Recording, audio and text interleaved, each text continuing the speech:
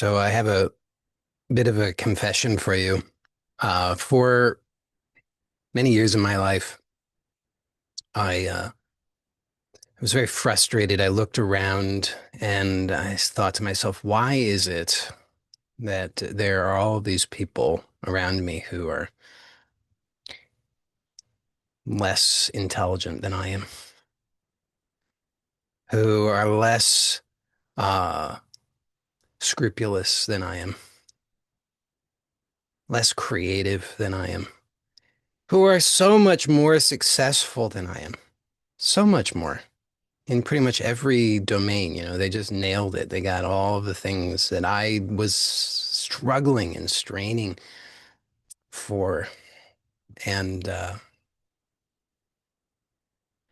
well, I would say that I had somewhat of a rude awakening, part of which manifests as this realization of, well, maybe I'm not as smart as I think I am.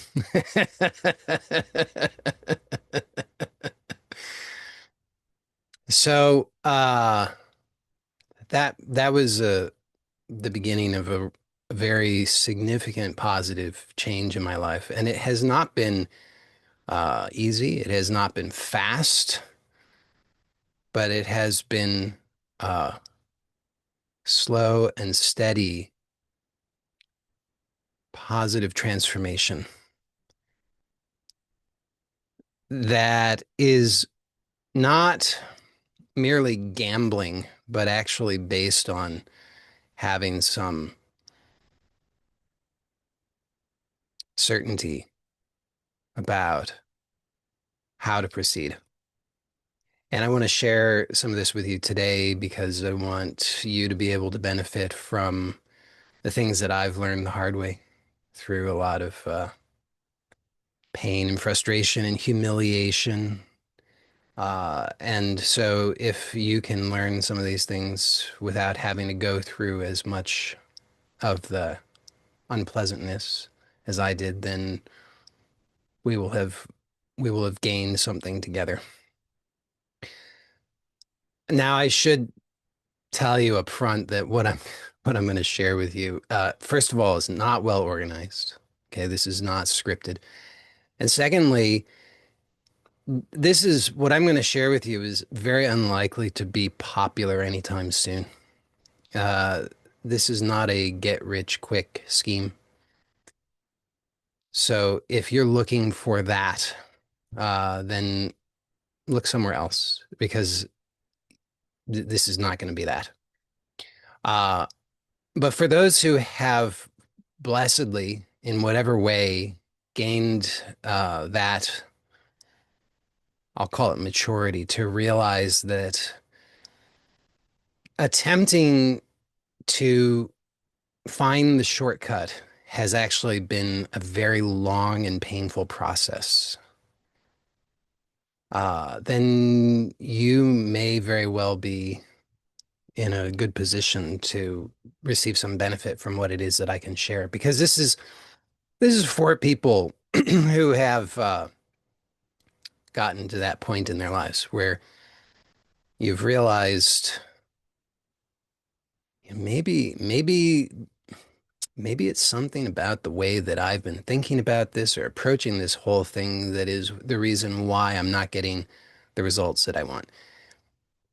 Because, of course, up until that point, what most of us assume to some degree or another is that there's something wrong out there. It's just like there's something wrong with the world. It's not fair. It's got the wrong parents, was born at the wrong time, didn't get the right schooling, wasn't, didn't have the right social contacts, whatever it was. And so we're looking for how am I going to game the system? Got to game the system so that I can get what must be owed to me. Must be owed to me. I mean, look at all the schmucks out there who are getting all these good things. I'm owed some of that too. So we're trying to game the system so we can get what we think we're owed by life. But if you have started to have thoughts like, maybe that's just not quite it. Maybe there's some way in which I've been approaching life or thinking about things that is the reason why I'm getting the kinds of results that I'm getting. And if I'm not satisfied with that, then perhaps it's up to me to change something about how it is that I'm thinking, how I'm perceiving, and then maybe how I'm behaving and showing up in life. So if that connects for you, if that seems familiar to you, then uh, you're probably going to be able to benefit from something that I share today. So, a couple of different themes that I want to touch on and see if I can bring them together. So, one of those is I mentioned this word gambling earlier. Gambling. Uh, and I I certainly was gambling in life for a long time, hoping, praying, keeping my fingers crossed. And I think a lot of people do that. So if that doesn't immediately ring a bell for you, if you're like, I don't know what he's talking about. I don't gamble. I don't go to Vegas. I don't pull slots. I don't do that kind of thing. Um, don't dismiss this so quickly. Just hear me out on this. So gambling, the way that I'm using the term is, well, there's a particular psychology for gambling. I'm pretty sure this is very well known to the organizations that profit from gambling. So if you think about it, imagine that the lottery system, there was never any winners. Nobody ever won, ever. Nobody ever won. How many people do you think would buy tickets? Some, I mean, unfortunately, some people still would. They'd be like, I'm going to be the one," but not so many, right? I mean, like you probably wouldn't. Your friends who you know who buy tickets, they probably wouldn't for the most part, because if nobody ever won, a lot of people would be like, I don't think that makes like why would I do that? Why would I buy a ticket for something and nobody ever wins? Why would I throw away my hard-earned money on something like that? So there's one thing is that there has to be some winning has to be plausible, right? I mean, you have to have some evidence that sometimes somebody wins in order for you to be likely to gamble. You have to have some sense. Somebody at some point is going to win, and hey, maybe it would be me. Why not? Right? So that's one thing. And the other thing is that it has to be unpredictable. Because if it was predictable, like if you could actually predict when you would win, then you wouldn't be gambling. That wouldn't be gambling, right? That's pattern recognition. That's a different thing. That's learning. So if you were able to recognize when you were going to win the lottery, if you knew exactly, if I go into this gas station on this day at this time and I purchase this ticket, I'm going to win. Then of course you would do that, right? I mean, is there anybody here who would not do that if you knew for sure you were going to win? Pay $5 for your ticket, get $300 million in return. Of course you would do that. Uh, but that's not gambling. That's different. So gambling, it has to be unpredictable. You don't know when you're going to win. So it's plausible that you could win, but you don't know when you're going to win. And because you can't predict it, you actually don't have any way of knowing. There's no way for you to actually get better at it. You see, because you can't, there's nothing for you to track. There's nothing for you to improve. There's no feedback for you to receive that you can fit into any kind of schema and make sense of. You can't do anything useful with it. Oh, but that doesn't stop us, does it? right? I mean, think about it. Think about, the gamblers who've got their talisman, right? They're wearing their lucky socks,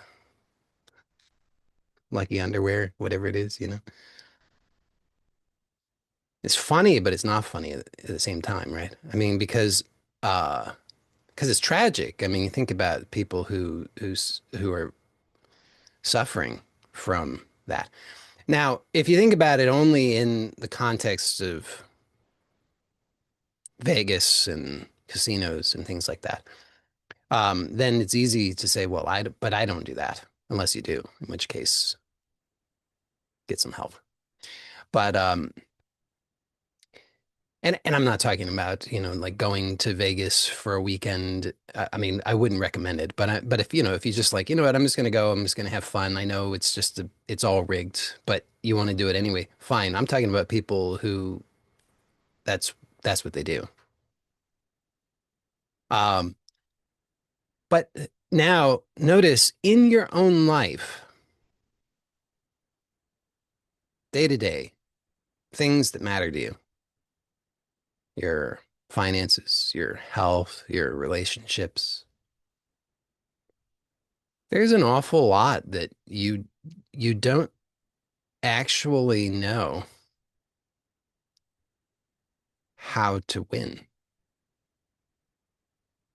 Isn't that true? So you hope and you pray and you wear your lucky underwear. And you might not, okay, I don't wear my lucky underwear unless you do. But you do something, right? I mean, you got little rituals, talisman, various things that if I do this, then it's going to increase the odds of me winning. Because there was that one time on a Thursday when, I accidentally said that one word backwards. And so if I say that word backwards on Thursdays, then that increases the likelihood of me winning. Because we're constantly looking for patterns. We're always looking for patterns. And that's learning. Learning is when we can identify patterns and then it's repeatable. But that system of learning gets hijacked and becomes gambling when we don't know actually how to win.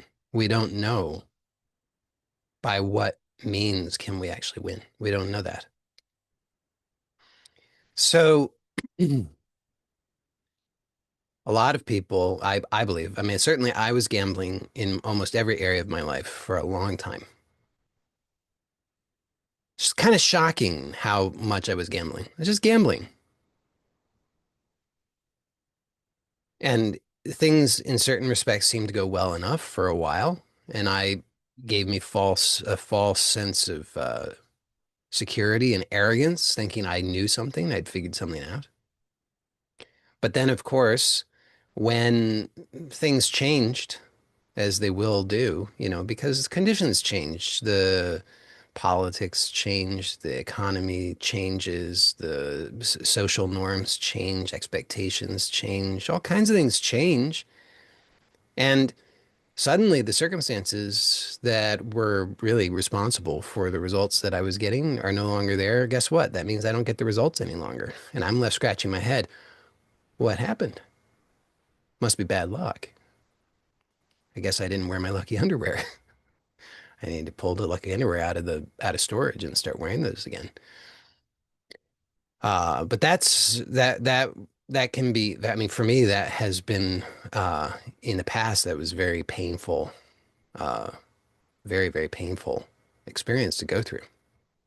Like the rug being pulled out from underneath me.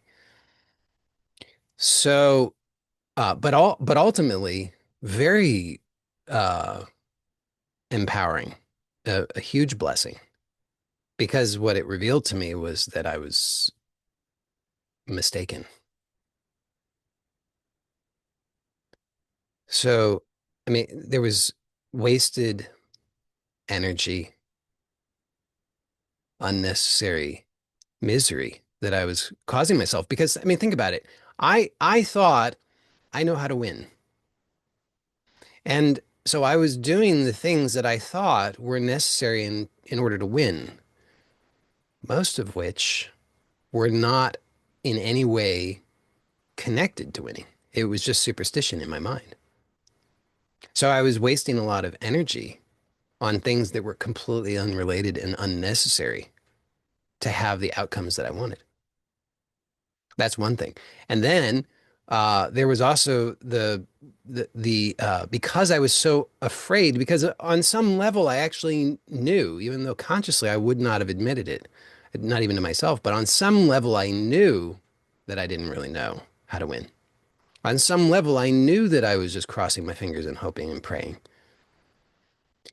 which then made my whole philosophy and theory about how to win very fragile, something very delicate that I had to protect at all costs, which meant that I had to only surround myself by people who would agree with me. Anybody who would call any of my beliefs or ideas into question was a threat. Is this familiar to anybody? Have you ever done this in your life? Have you ever had arguments with people over things that are just absolutely stupid in retrospect? And why? Because you were afraid, right? Had to be. So this gambling approach to life results in a lot of unnecessary wasted energy and a lot of stress and fear and uh,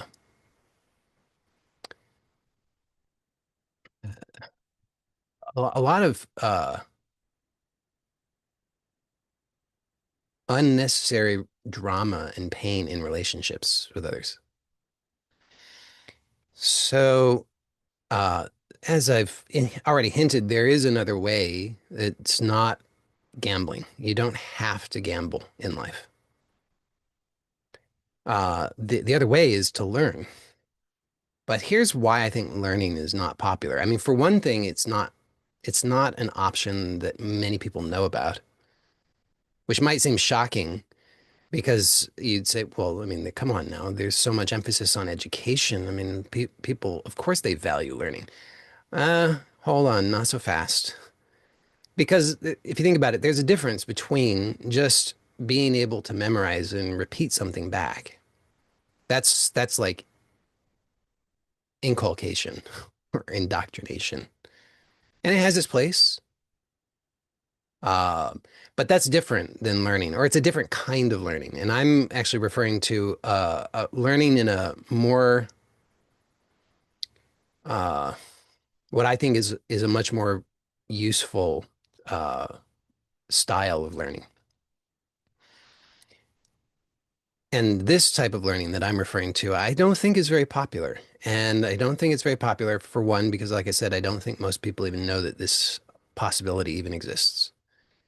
And for another, uh, this type of learning requires, I think, I'm pretty sure it requires, I don't know of any other way around it. It seems to require not knowing. And not knowing, of course, we don't know. None of us know. But to admit to ourselves and to others that we don't know, for most of us, seems very dangerous. We were probably in some form or another, we were bullied and harassed, made fun of, picked on, teased, insulted, ridiculed by our peers and by our teachers and our parents and on and on. It's, I mean, when you really start to notice this, when you really start to notice it, you'll start to notice it everywhere. It is built into the culture at large. It is so normalized that as to be largely invisible. It's like white noise. You don't even notice it because there's so much of it. But if you start to pay attention, once you start to be able to detect it, you'll detect it everywhere. That we're we're getting these signals from society, from from every direction. It's not safe not to know. It's a sign of weakness. It's a sign of deficiency. It's a sign of, you must be some kind of idiot. You don't know. What kind of moron doesn't know, they say. We don't have any place for you around here. We need people who know. We need people who know, who agree with us, who will just get with the program and do things our way.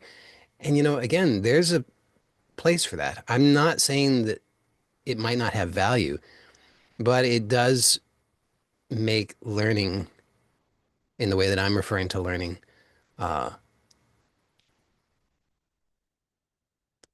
a, a, a dangerous sort of thing.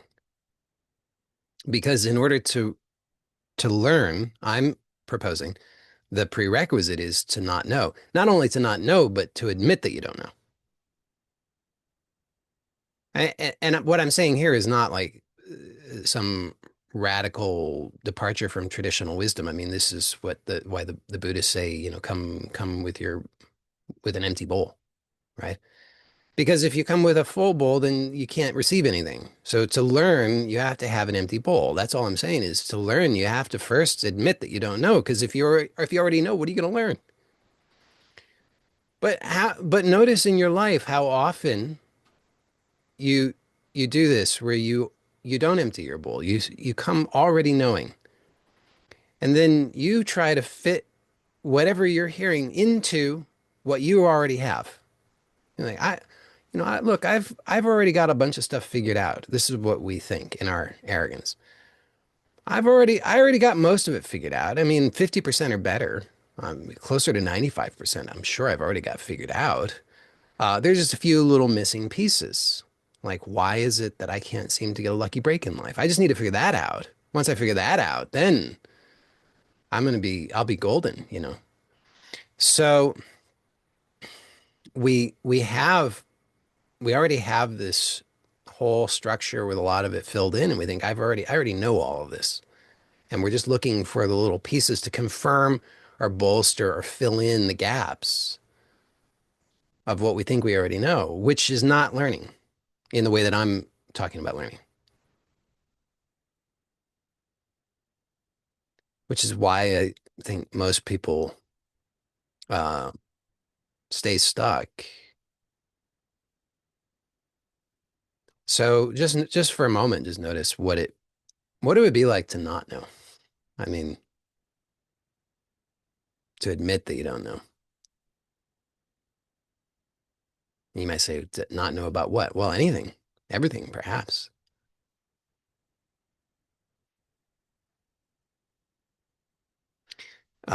So, you might notice. I have no idea what you'll notice. I mean, if you want to share with me what you notice, that'd be fine. But I could guess that some people will notice that it's like, wow, what a relief. I don't have to know. Like, what? You don't mean I don't have to know? I don't have to walk around and pretend like I know a bunch of stuff? Oh, what a relief. So some people, it will be like that. For some people, it will just seem so threatening that they can't even begin to admit it. They can't even, they'll just say, no, no, no, Joey, you are so wrong. I know these things. I know them with absolute certainty, and that's just the truth. So if that's the case, I mean, there's a possibility that you're right, and I'm I'm not as advanced as you are, and I'm saying that in all sincerity. I mean, that's an absolute possibility. There's also a possibility that you're mistaken. And if you are mistaken in that situation, if you think that you know for sure about these things and there's no doubt about it, uh, just an invitation to examine that a little bit, just to investigate on how is it that you know? How do you know that what you know is true? On what basis? How could you know that it couldn't be otherwise? How could you know that there might not be something that you didn't yet discover that would uh cast everything that you think you know in a completely different light. So, just something to consider. I'm not telling you that I am right and you're wrong, but it's just an invitation because I think that it could probably benefit you to investigate that, even if you are right. I mean, because if you are right, then what's the danger in investigating? Because you'd only reinforce how right you are.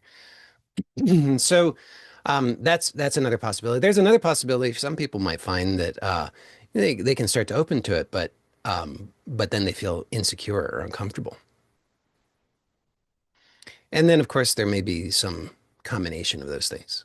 For some people, it might be somewhat liberating and at the same time uncomfortable, all kinds of different things. But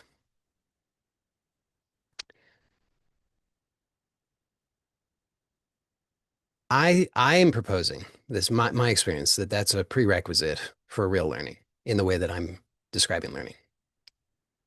So if you're not at all open to that possibility, then uh, I'm not sure how much you're going to be able to benefit from the other things that I'm going to say, but we'll find out. Now, I would say the first obstacle for most people is to not know. Then the next obstacle would be to continue to not know.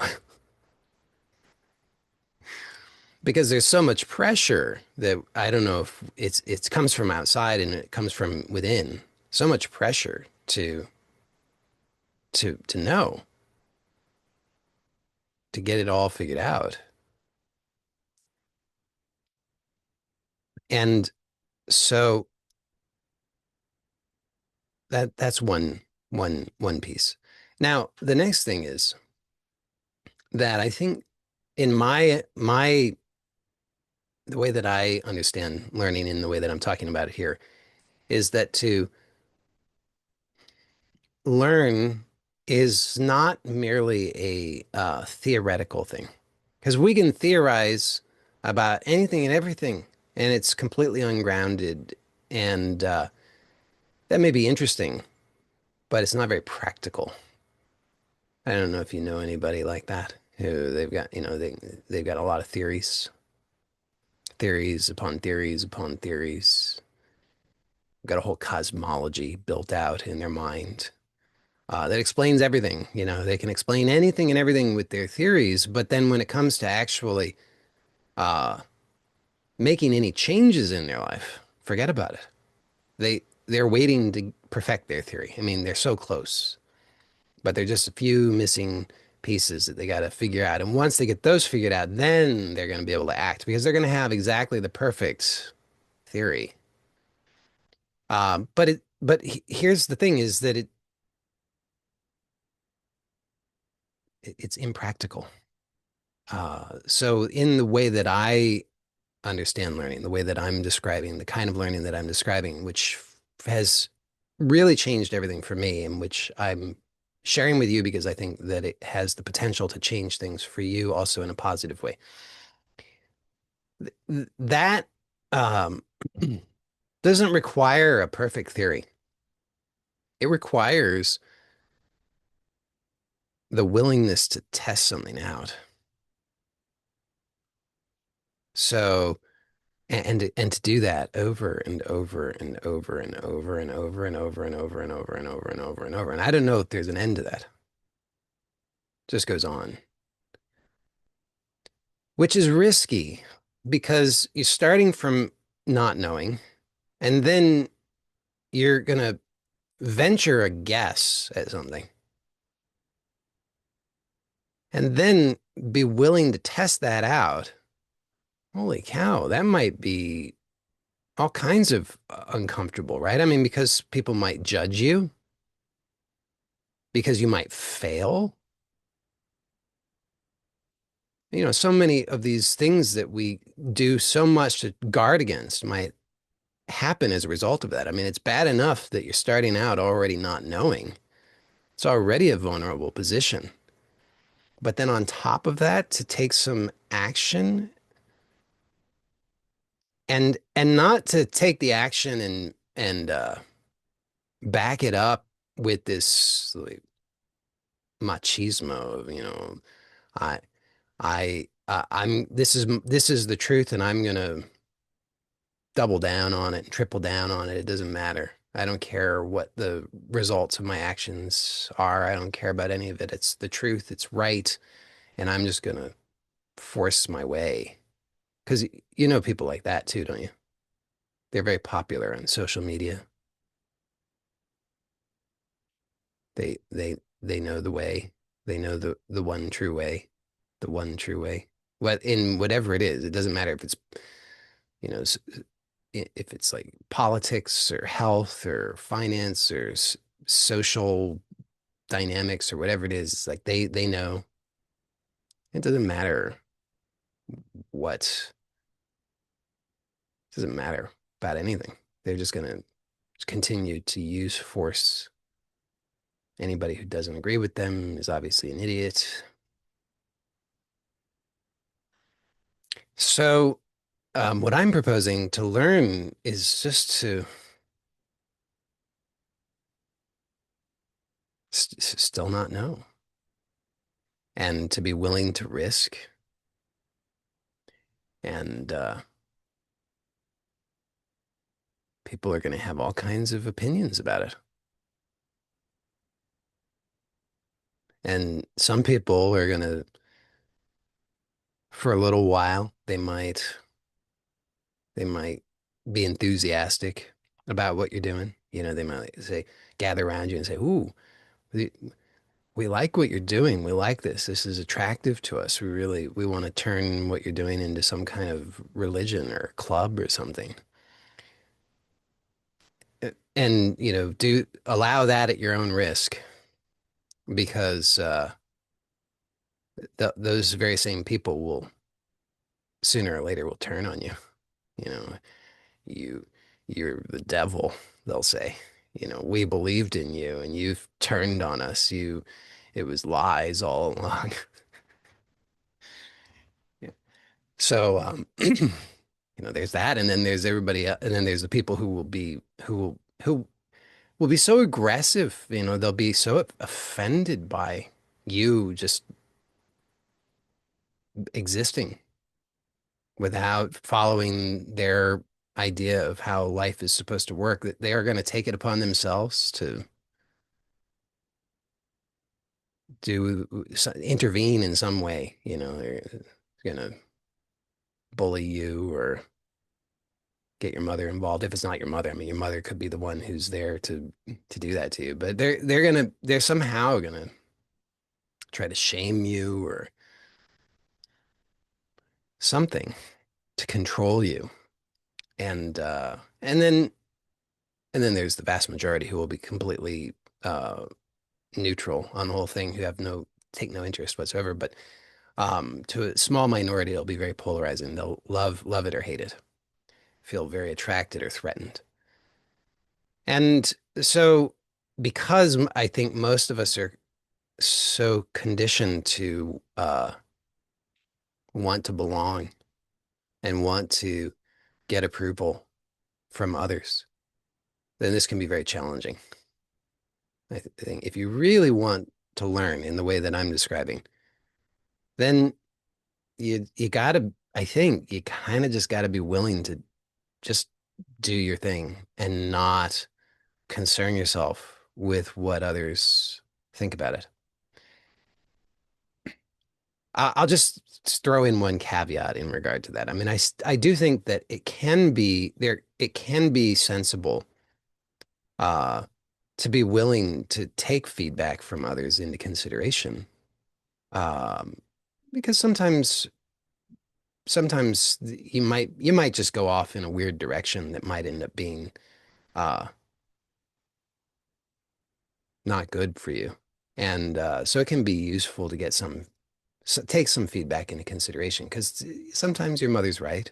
I know not often, but every once in a while, and like sometimes your mother might have some feedback for you that's like, she's like, I'm a little concerned about this. And maybe that's something every once in a while where she's right. So being willing to be receptive to feedback could be still useful, but it's a fine line. You have to be willing to be tremendously honest in ways that I think most of us are unaccustomed to. Like honest to yourself, with yourself, first and foremost. Now, if any of this sounds uh, really uninteresting, then that's I mean that's a big part of why I don't think any most people are interested in it because most people are only looking for the things that they think is like, oh, that's exciting. And this isn't exciting in that way at all. This is, if you think about what I'm proposing you don't know anything, possibly make a fool of yourself, uh, live life without having the traditional kind of support system, social support system of people there who are part of your club. Pretty, pretty wild, radical, unappealing approach to most people. So then why on earth would anybody be interested in this? Uh, well, largely because of what I said earlier, which is if you're the sort of person who you've realized that the way that you've been approaching things in your life is just not really quite working. And if you kind of do an analysis and you project into the future and you're like, wow, this, if I keep doing what I've been doing, it does not look too promising, then you've done the initial steps of self-honesty to be in a position where you might start to have a little interest in what it is that I'm proposing because this is a get rich slowly scheme. It really is. It's a get rich slowly scheme. But the amazing thing is, while most people, I think, it seems to me, while most people will spend their whole lives going from one get rich quick scheme to another and have not much except for some scars and pain to show for it. And the one that got away story, they've got some of those too, the fish that got away, it was like I almost had it. Almost. But what's possible is to be that person, that rare person who, because you stay with something, and instead of gambling, bit by bit, you discover the things that actually reliably give you good results. Not necessarily big results, especially not in the beginning. Little, very little, very, very, very, very little. The kind of thing that most people, and even you, would think, that's so trivial, it's so insignificant. How's that going to help me? But those little things done, refined, honed, practiced, maybe even mastered over the course of years, decades, really add up.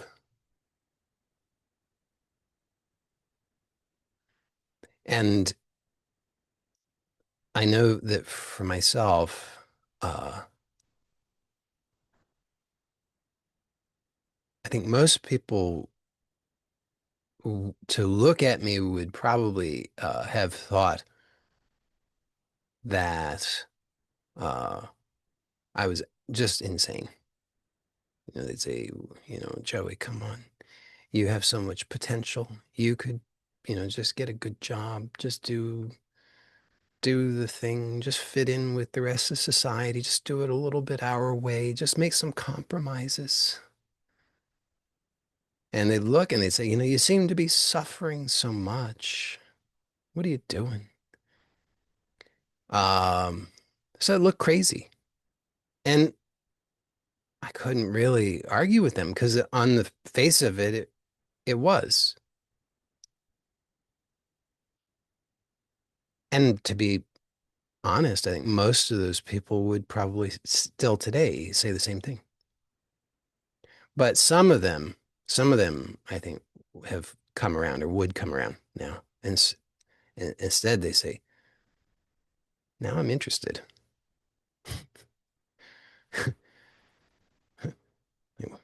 I don't know what it is exactly, but there seems to be something. I'm curious. What could you explain to me? What is this something? You seem to have figured something out. I said, well, it starts with not knowing. And they lost interest. But so it's a get rich slow scheme. And most people most people aren't willing to do it. So there's that. I think that's the biggest obstacle is most people are simply not willing to do it. Of the very few who are willing to do it, uh,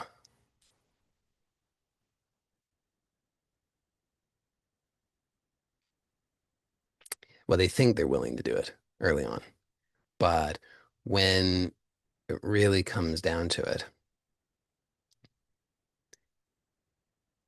they're just not willing to hang out long enough in not knowing because there's going to be some discomfort. Just very likely that there's going to be some discomfort. And that discomfort is not something that you're likely to be able to resolve quickly and neatly and conveniently. It's not the kind of thing where you're going to go to some kind of weekend course or something like that, and you're going to be able to just tie it up with a neat bow and say, ah, I got that sorted out. And even to the degree that you'll have those moments where you say, ah, finally, I connected some dots. Something's finally making sense. There's something repeatable. I can do this. Then the next day, you're gonna you're gonna again be scratching your head saying, okay, but what? But now what? This now I'm now like sure I seem to have figured out this thing, but it just seems so trivial in comparison to the magnitude of my problems. Because you're going to encounter that in your life where there's going to be this urgency, this sense of urgency. I've got to do it now. I've got to figure it out now. I can't wait. I've got to get the money now. I've got to fix the relationship now. I've got to get this health thing sorted out now. And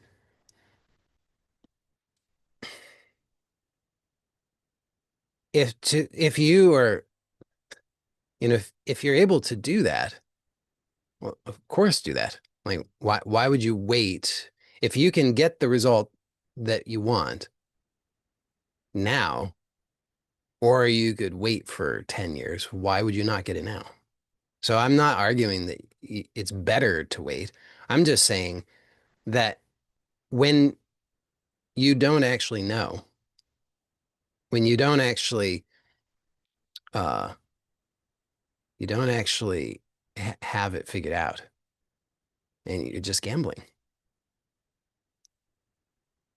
And gambling ends up being really expensive.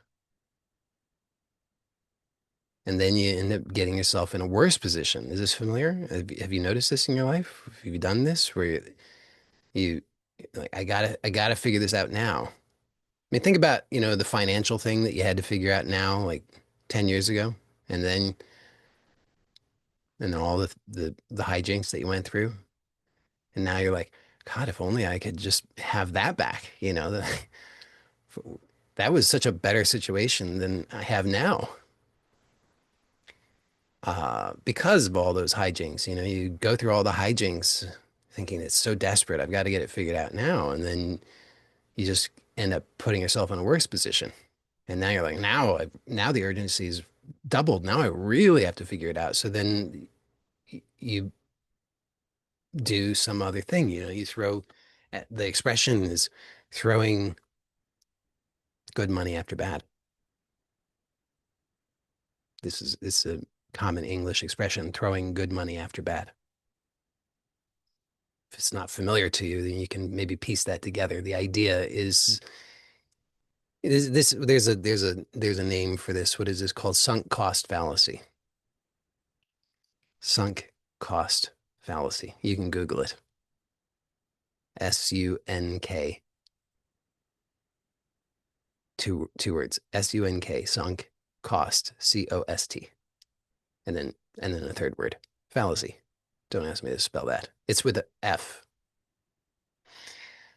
With a PH, it would be different, I think. Um, so,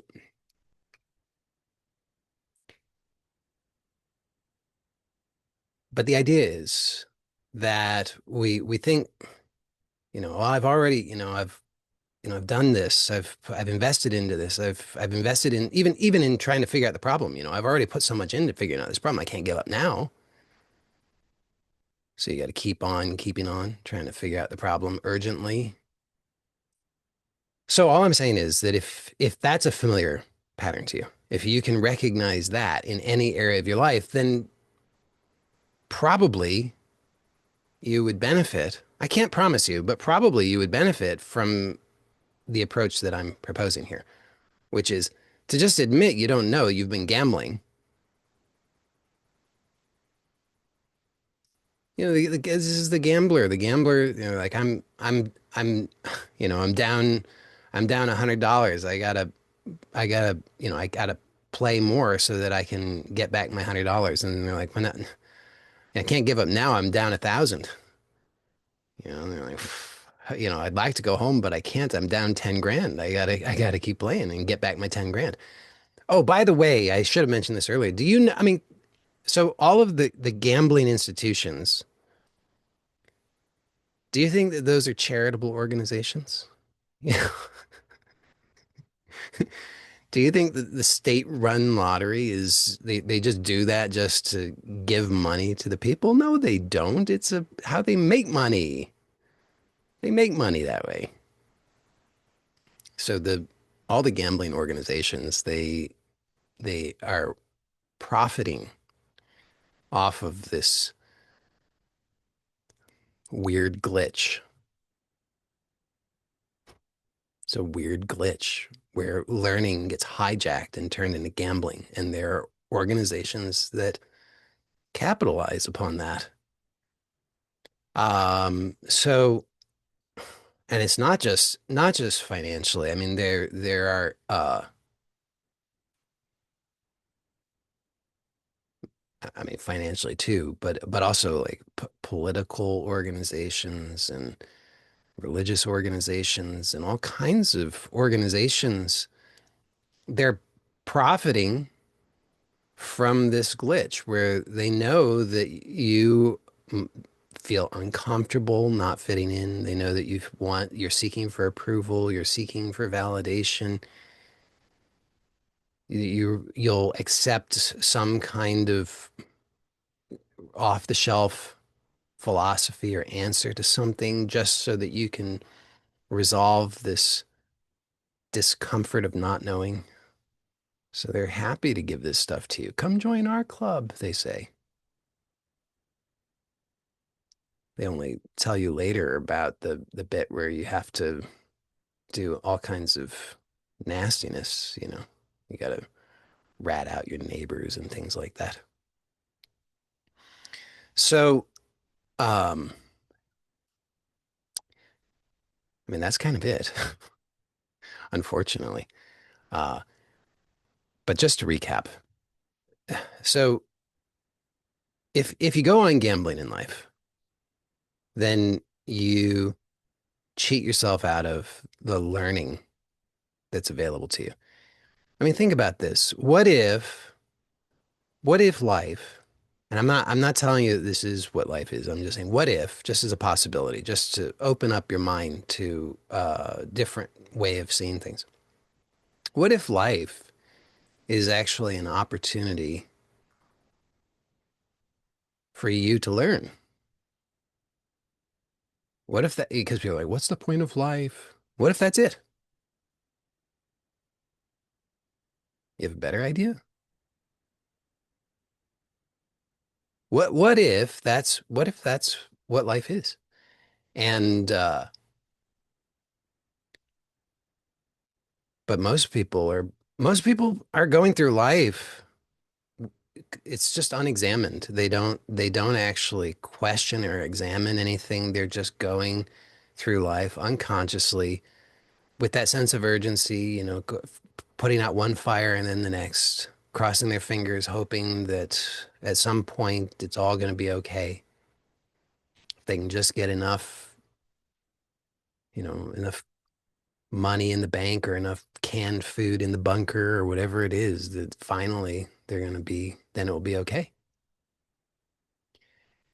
But it doesn't seem to work out very well. And so they're living an unexamined life. They don't question what am I here for? They just like, well, I guess it must be what the bumper sticker says, he who dies with the most toys wins. Must be. So what everybody else is doing, I guess that's what it is. So they just go along with the rest of the crowd. I'll just, get the most toys and then I'll win. Um, and so they end up learning very little, if anything. And I think that really for most people, that ends up being tremendously unfulfilling and results in a lot of pain, a lot of suffering, a lot of confusion, a lot of distress. And what I'm proposing, I believe, holds the potential for something quite different. I think that it holds the potential for uh, satisfaction,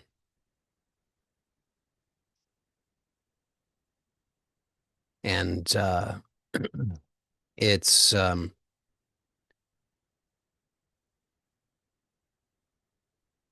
available to those who are willing to work with it. I don't think that there's any, you don't have to have you don't have to have a particular income. You don't have to be in a particular income bracket or nationality or gender or IQ or anything like that. It's just mainly just a maturity and willingness to be honest and willingness to be uncomfortable, not know. Uh, one more thing, which is to really this is a key thing. I should have mentioned this earlier. Glad I remembered. To really observe and notice all of the little things about yourself, about your own experience. The things that most people just never really notice, like things that seem very trivial, I think, to most people. Like you could notice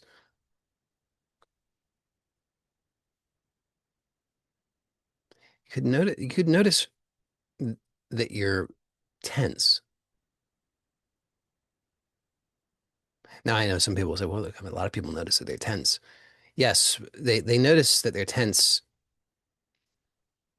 past a certain threshold of tension, and then they seek out some kind of answer to that because it's just some sort of pathology, right? So, got to go to the doctor, got to get some kind of test run, need a diagnosis, need a drug, need something, and what I'm talking about is to actually notice. You could actually notice, gee, isn't that interesting that I'm tense? Why should I be tense?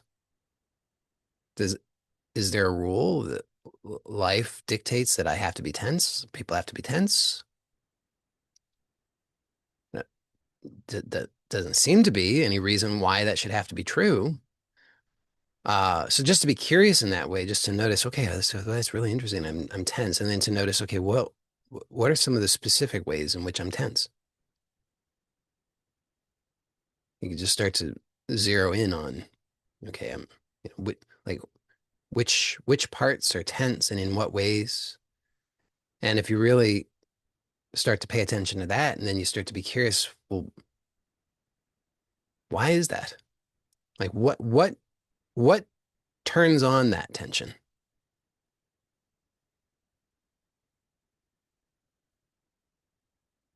Just starts to open up possibilities that most people will never notice.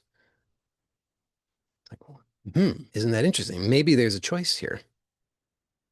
Maybe this is a choice that I've been making unconsciously. I mean, because doesn't that make sense? I mean, if you're tense and uh, life is not just dictating that all sentient beings must be tense, then th probably there's something that you're doing unconsciously that produces that tension. And if you just start to be curious about it, then you can discover more and more about it. So to not know is the basis, the foundation, because then you say, okay, I I have an empty bowl. I don't know, but now I can be curious. I don't even know what any of this is. Let me just be curious and observe it in this open way, free of the uh, restraints of all of the things that I thought I knew, the things that I'd been taught, which largely consists of other people's assumptions, right? I mean, like the things that you're taught are largely just other people's assumptions, which have been passed down generation to generation, unquestioned. But you don't have to accept them unquestioned. You could actually pause and be curious to notice, well, what is actually happening? What's my actual experience? What's going on here? Then it starts to open up these other possibilities. It's like, huh, just using that example of tension again. It's like, okay, so if I'm noticing this tension and I don't know that there's any reason why this tension would have to be here. So then I guess there's a possibility of there not being tension. Well, let me explore that. How does this tension come to be? What what choices are available to me? What else can I become aware of? You can do this with anything and everything. So you could do this with thought. You could notice the thoughts that you have. Most people just believe their thoughts.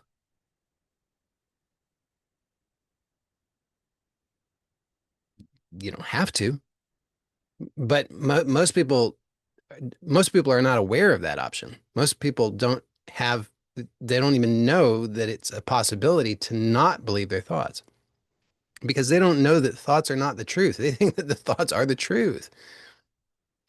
So to slow it down and be curious in this way allows for uh, these new options,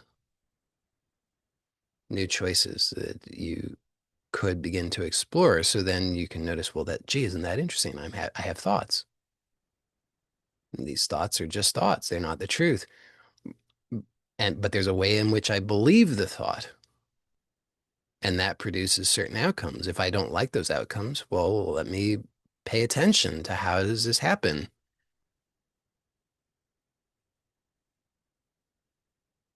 So on the one hand, it's endlessly interesting if you have the right mindset, I guess, right? I mean, because like to learn means there's never a dull moment, endless possibilities for learning. So there's that. But then there's a kind of adaptation phase that I think is often necessary because so many of us are habituated to this kind of manic state, constant excitement, entertainment, distraction. And So at first can seem like this process of learning is dull. It's like uncomfortable. It's uncomfortable. It's dull. Well, who wants that? So there can be this adaptation phase where you kind of have to be willing to just be present to all of that and inquire and let stuff go. But then it will open up, and then it's just this endless uh, richness and possibility for so much growth and uh, potential for anything. I mean, the sky's the limit. So that's what I wanted to say. But if you have some questions, then or some feedback about any of that, then I uh, would welcome to hear from you. I'm gonna in there's a possibility, good possibility, decent likelihood that I'm going to post this recording on YouTube till I have a better idea. I might continue to do that kind of thing. So I'm gonna give preference to people who have questions that you want to put in the chat because that way I can just include all of that in the recording that I'll put up on YouTube. And then if there's time after that, I see some people have their virtual hands raised. So if there's time after that, if everybody's asked their questions in the chat, I'll end this recording and then I can hear your questions verbally. So,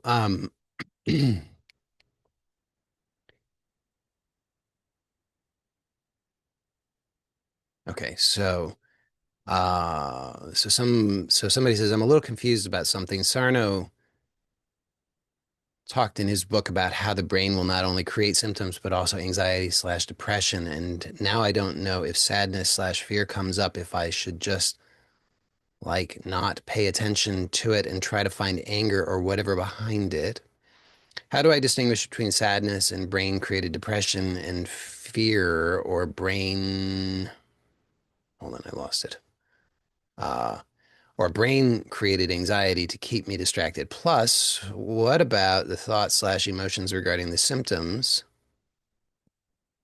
themselves? Should I ignore them as well? I spent a lot of time trying to let go of the charge regarding them and me still focusing on them only made it worse. Um, hold on, I'm gonna have to go through that one bit at a time because there's a lot in there. I gotta roll up my sleeves. Getting down to business. Um, all right, so uh okay. So so I don't know if sadness slash fear comes up if I should not pay attention to it. Well, my opinion is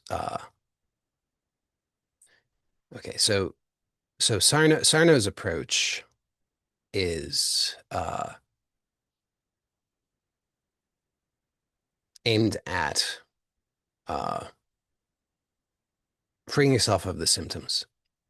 And the basis of that is the that his proposal is that the symptoms are created by the brain as a distraction from unconscious uh, emotions that you have determined unconsciously are unsafe. So, uh, from that point of view, whatever it is that is, whatever those things that are coming up from a purely Sarno point of view, I would just apply the uh, instructions that he gives, and not if you just want to use the Sarno approach, I would recommend that you just apply what he suggests. Since you're asking me, I'm going to give you my opinion. But I'm not, I'm not proposing that this is what Sarno would say because I don't think it is. From my perspective, because I'm interested in learning and growing, uh, I I'm curious to know what's actually happening. So if I was experiencing something and then I had the thought, this is sadness, I would be curious to know what is the actual experience. So what I would do is I would investigate what is the actual experience that I'm calling sadness. Because there, as far as I know, there is no such thing as sadness. Sadness is a term that a person might give to an experience. But what you would call sadness and what I would call sadness and what somebody else would call sadness is all different. So, calling things by names is it's hypnotic, and that's fine. So hypnosis is not necessarily bad, but it's useful to recognize. It's true, it's not necessarily bad. It's just useful to recognize it for what it is. So if you call something by a name and you are happy with the result of that, great. It's hypnosis, but it's not causing you a problem that you're aware of in that moment. So why bother trying to change that? Uh, you could disagree with me on that, but the approach that I take is focus on low hanging fruit. I mean, where you have things that where you're aware that that's producing outcomes that you don't like, that would be the thing that I would recommend bringing attention to. So if you're aware that you are labeling something as sadness, then that's a hypnotic trance that is producing an outcome that you don't want. Therefore, I would recommend investigate that. So what is really happening? And just notice this thing, this what I'm calling sadness, what is this really? How do I know about it? And so that would be the main recommendation that I would make there. Um, Oh, but I'll say that. So just notice that the distinction then is that. Uh, so I'm proposing what I would do would be to observe it. So not ignore, observe, but observe from a point of view of not knowing instead of assuming, oh, this is sadness. I need to do something about it. It's like, what? I don't actually know what this is. What is this? Let me observe the actual experience. And then you might be really pleasantly surprised. I mean, I can't promise that that would be the outcome. It may or may not, but sometimes it does happen, and I'm pretty sure you've had this experience where you assume that something is unwanted or unpleasant, but when you really investigate it, it turns out to be something quite delightful. Who would have guessed?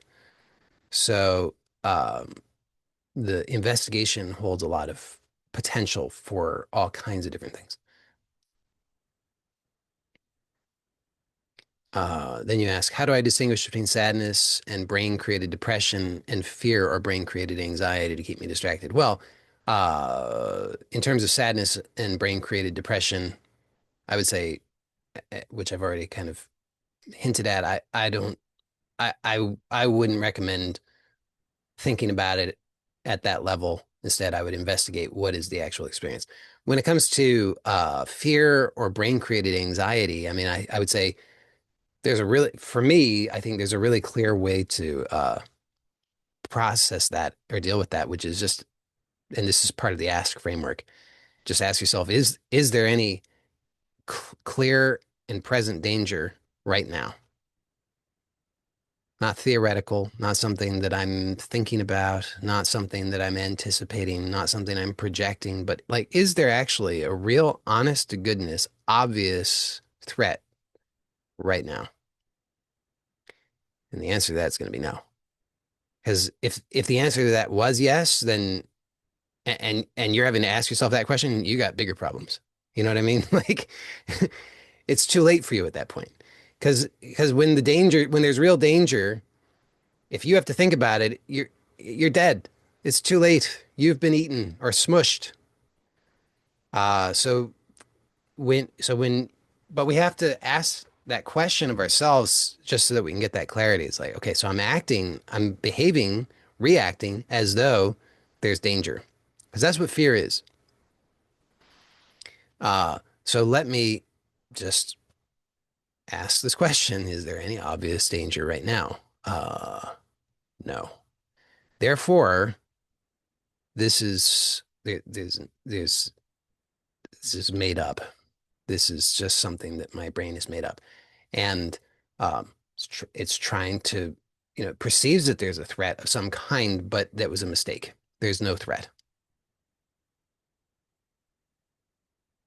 So just making that clear distinction is, in and of itself, is often transformative.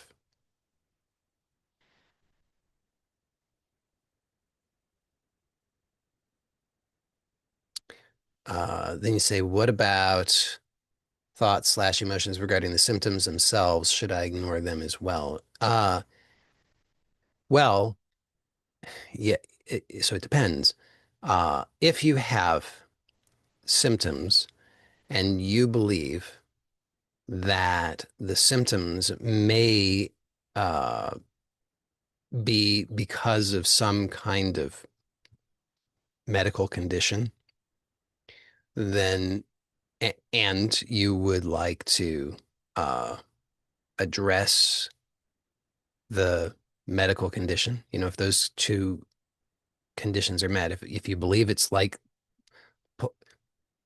likely to be due to a medical condition and you want to do something about that medical condition, then it would be wise to seek out medical support, right? You would want to go to somebody who's trained in that kind of thing who could help you with that. But if you've determined that you don't believe that these symptoms are because of a medical condition, then thinking about the symptoms as as a as the result of some kind of medical condition is counterproductive, and therefore that's so I recommend doing that kind of triage where you just get clear for yourself. Do I believe that these symptoms are due to a medical condition or likely due to a medical condition? If so, then don't think about the symptoms. Just go to a medical professional and get some help, right? Thinking about it won't help you in that case. Just like get the help. If you've determined either because you already sought out medical support and they were like, nah, nothing wrong with you, or you're just like, I don't believe that there's anything medically wrong with me. You can sometimes do that analysis for yourself. You're like, well, I've got, migrating symptoms that come and go. I mean, I'm not a medical professional, so I can't give you medical advice, but from a Sarno point of view, symptoms that come and go or change are kind of a hallmark of TMS. So if you determine these symptoms do not seem to be the result of, I don't believe these symptoms are the result of a medical condition, then don't think about it as symptoms, because if you're thinking about it as symptoms, you're going to be thinking about it then necessarily as there might be something wrong with me, which is, as I said, counterproductive. So I recommend getting clear for yourself about that up front. What is my point of view on this? Is it a medical condition or is it not a medical condition? If it's a medical condition, seek out medical help. If it is not a medical condition, according to you, then stop treating it like one. Um, and then presumably, if you then approach it using the Sarno approach or some modified Sarno approach. Um, so those are my thoughts on that.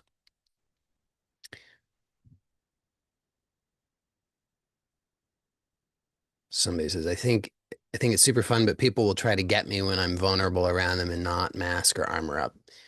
Well, you could ask yourself if you really want to hang out with those people.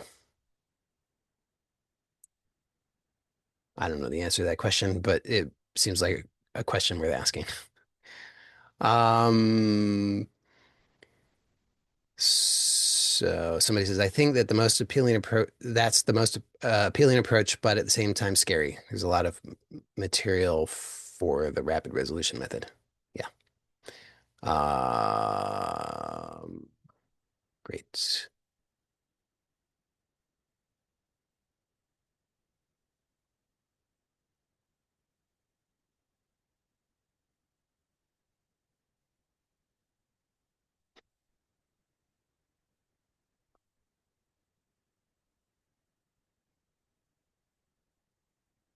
Somebody says, it's a horrible way to live. I get why so many commit suicide when they don't know another way. Yes. Um, I think that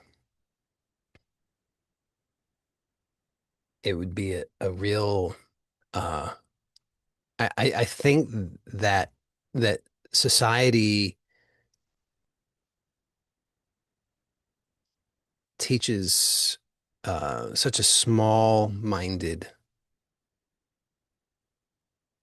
view of life that many people find themselves in a position where they genuinely cannot imagine any options for themselves, even though there are infinitely many options. I mean, people are willing to they're willing to consider suicide when they haven't even begun to explore the many options that are available to them.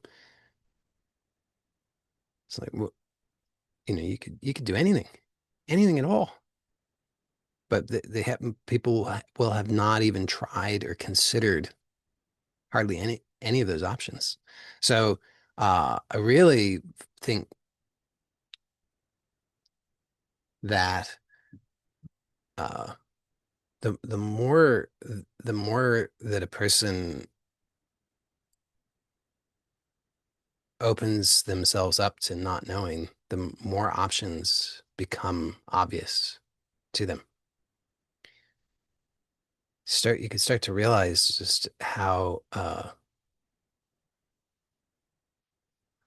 your life could be so different than it is. You just have to be willing to choose that. Might not be convenient, it might not be comfortable, but you could choose it. I mean, you could do anything. You could go anywhere, do anything. It's all available to you. Again, it might not be convenient, it might not be comfortable, but you could. You really could. People make excuses. They say, no, I can't because, and they give all the reasons why not. I can't because I wasn't born into the right family, the right country, the right time, the right this, the right that. It's like, well, okay. Argue for your limitations and they're yours. It's tragic.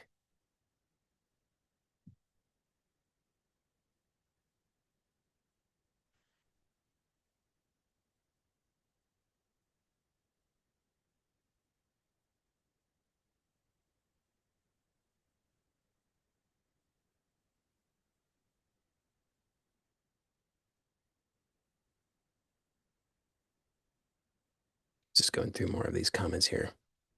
Somebody says, I feel so attached to the social opinions now that I have more awareness to the theme. Yeah, that will happen, which is good because you're realizing subtler and subtler ways in which you have put yourself into a prison. I mean, just think about how again, back to that topic of how many possibilities and options are available to you. So many things, but we are programmed to ignore those vast majority of them for no other reason other than because we wouldn't get approval from others if we chose them. I mean, it's like if you didn't wear certain clothes, or you didn't wear any clothes, or you didn't, didn't do style your hair in a certain way, or you didn't speak in a particular way, or whatever. I mean, you're like, oh my goodness, and people wouldn't approve of me. So to become aware of that, then, like I said a moment ago, it opens up all these options, which may not be comfortable or convenient, but you can at least know that they exist and realize that there's nothing that prevents you from choosing them other than you. Society can't prevent you from choosing those things.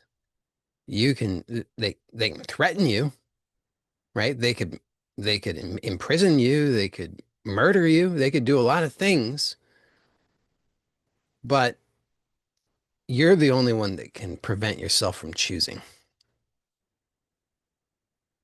So that's the good news, bad news.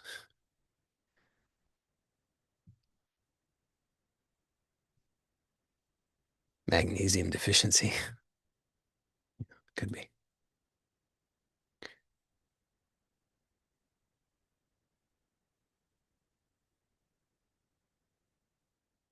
Somebody says, I've also now thankfully discovered those thoughts are not me.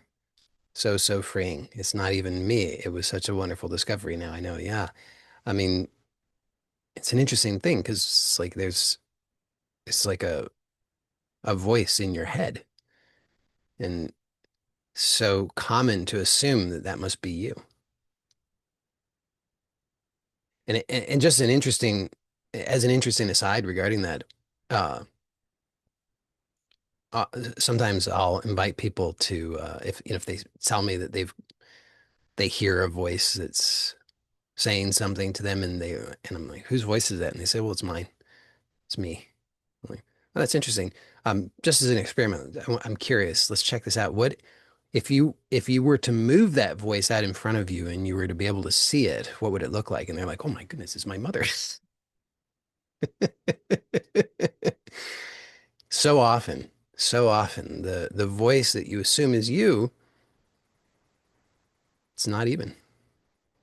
So it can be an interesting little experiment.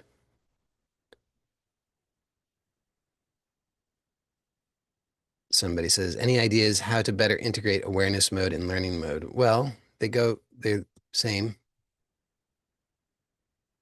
When you say integrate them, you mean integrate them together or integrate them into life? Because I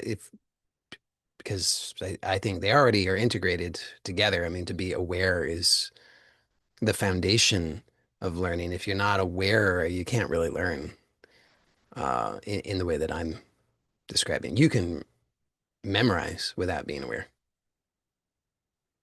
as evidenced by all of the walking, talking, but fully asleep human beings. But to integrate those into your life, I would say a big part of it is to notice every time you're in pain, let that be a reminder to you. Just check in with yourself and notice, how did I produce this?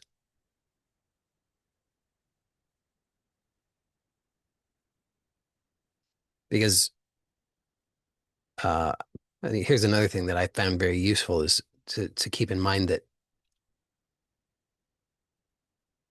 mistakes are expensive and they're kind of inevitable.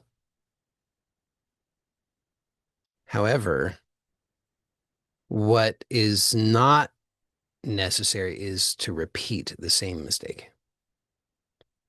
But if you notice in your life, how many times have you repeated the same mistakes? A lot of times, right? You just keep repeating the same mistake, and you repeat the same mistake because nobody told you that there was an option to do otherwise. You just keep doing the same mistake over and over and over and over. And every time it hurts you, causes you so much suffering, pain, misery, confusion, loss. but nobody told you and it never occurred to you that there was another possibility. So I find noticing, okay, anytime that I'm in pain, anytime that I'm suffering, anytime that I'm experiencing distress, let me actually pause and notice, how did I create this for myself? Because it was through a mistake, and I can accept that I made the mistake. It's like, okay, great. I made a mistake.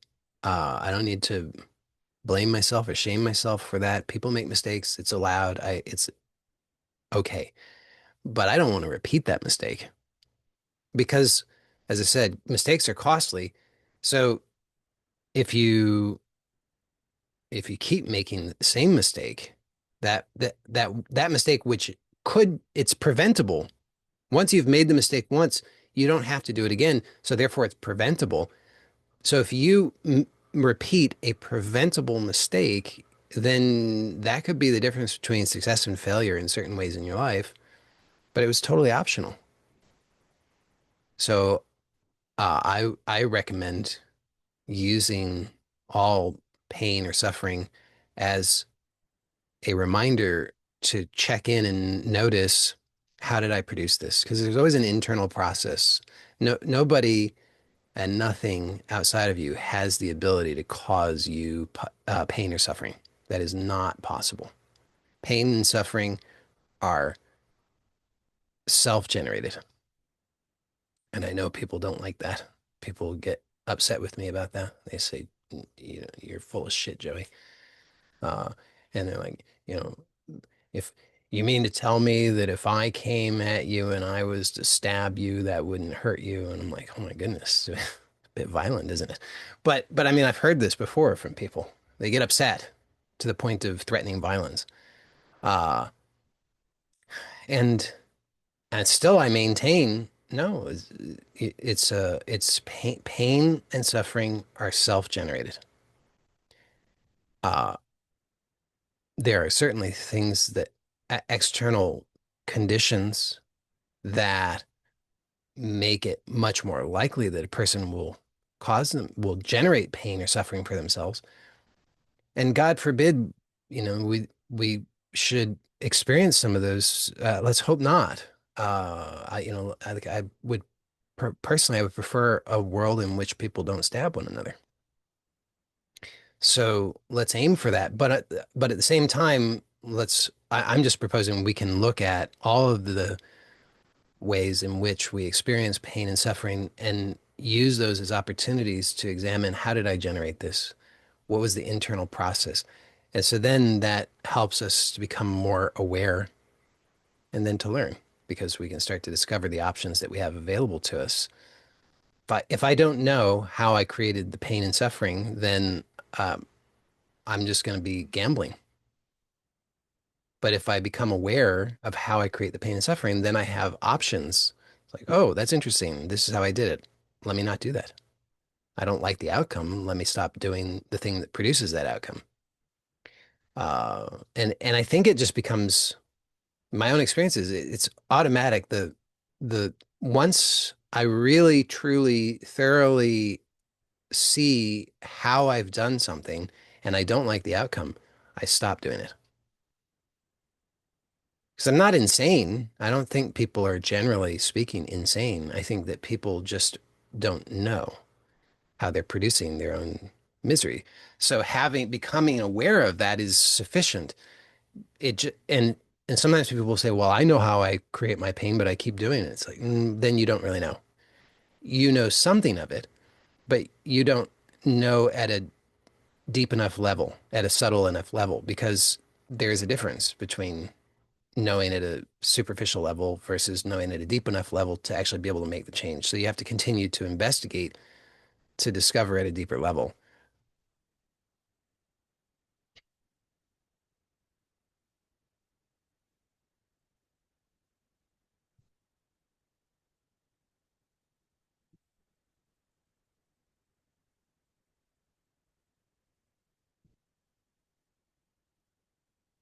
Okay, so somebody says that they've been sincerely engaging with their daily practice, informed by manifesting truth and other offerings of yours that have access to applying your teachings to my daily life. I'm taking consistent action, heeding feedback, and using it to refine my strategy. And I'd like to see more results that indicate progress toward my goals. There's a little, but as the dates for my goals approach, I'd like to see more rapidity of unfolding. Do you have any suggestions? Uh, yes. So, um, so you say goals, multiple. So I would say, if you keep in mind the law of attention, whatever you put your attention on, that's where the energy goes. So the more you divide that, then the more your energy is divided. And it's not a linear thing. So it's not just like if you have three goals, your energy gets divided by three and each gets a third. There's a lot that's lost along the way. So each time you divide that attention, you lose a significant amount of the energy that could otherwise go to some goal or something that you want. So I do recommend prioritizing, figuring out what's most important, and then whenever possible, I recommend that you just choose to focus on the one thing. Because if you can focus on just one thing, then so much more of your energy goes to that. And that's going to help you to achieve that much more powerfully and faster. So that's the number one thing that I recommend. If you want to achieve something more powerfully and faster, then prioritize that and focus exclusively on that. Um,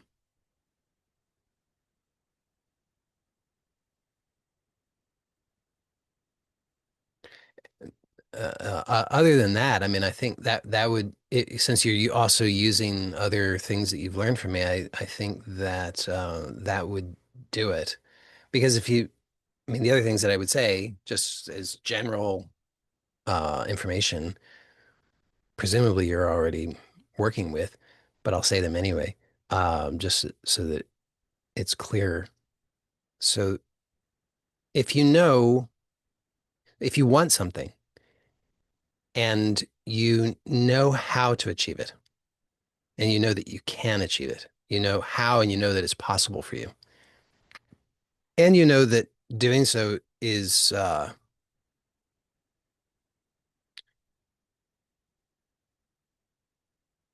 reasonably easy and enjoyable for you, there's no reason you wouldn't do it.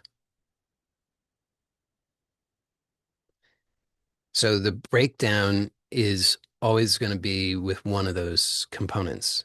Either you don't really want it, or you don't know how, or you don't believe that you can, or you think that it's going to be sufficiently unpleasant for you in some way, as so as to make it uh, actually not desirable for you. Like you might want the outcome, but you believe that the process will be sufficiently unpleasant, and therefore you're internally making a calculation unconsciously. And you're like, nah, not going to do it. Too much.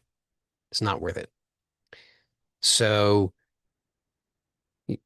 get clear on what you want and whether you want it. That's always the first most important thing.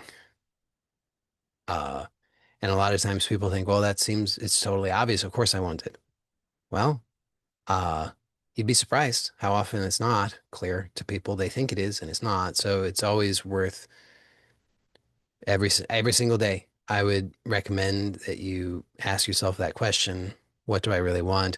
You've already gone through the process of getting clear to a certain degree on that, putting that in order of priority, but it's still worth, like, I wouldn't recommend necessarily reinventing the wheel each day, but you could, using that as your starting point, the work you've already done, just ask yourself, is this what I really want? Is there anything about this that is not what I want? Because if it's not what you want to figure that out.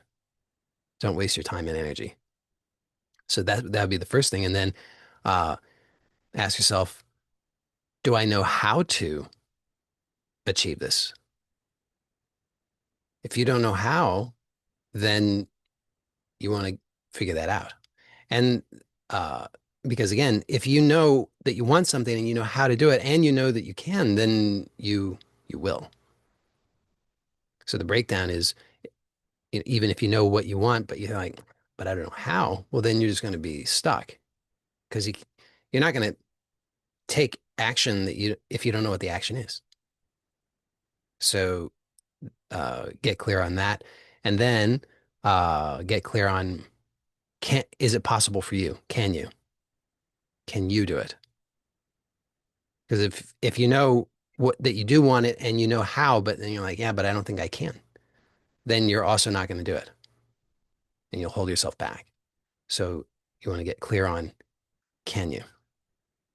And you specifically, the one who asked this question, you have the tools to process those things because I know what tools you have access to. So I would recommend that you use those. Um,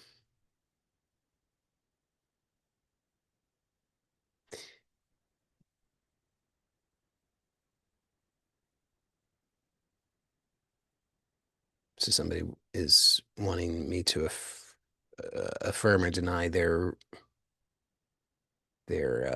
summary of what I said today. So they say, we're looking to get comfortable not knowing as this will help prevent negative thought patterns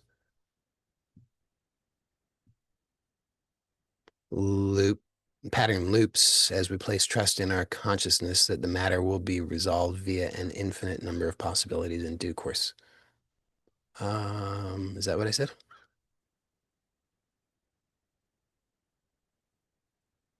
I don't think that's what I said. Um,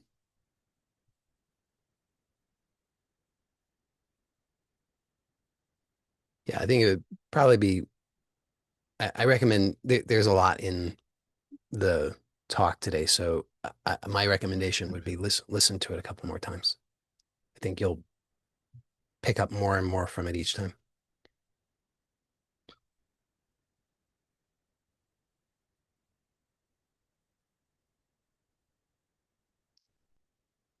Somebody says, I am often open to explore not knowing, lean into being present and receiving what is. However, my mind constantly seeks certainty, and all this seems like a continuous tug of war.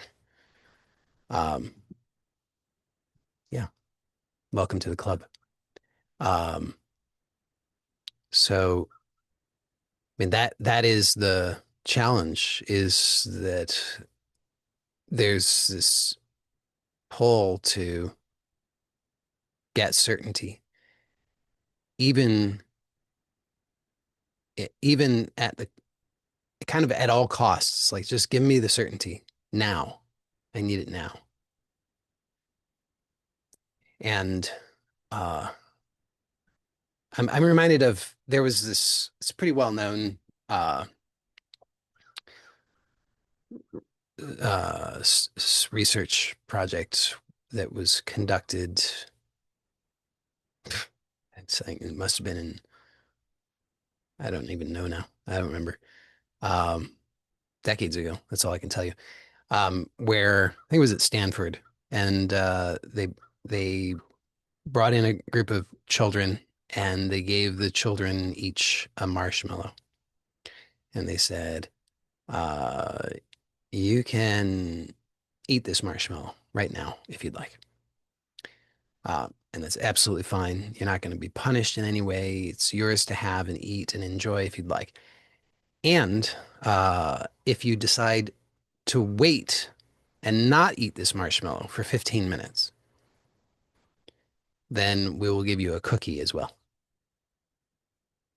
So if you eat the marshmallow before 15 minutes, then you just get the marshmallow.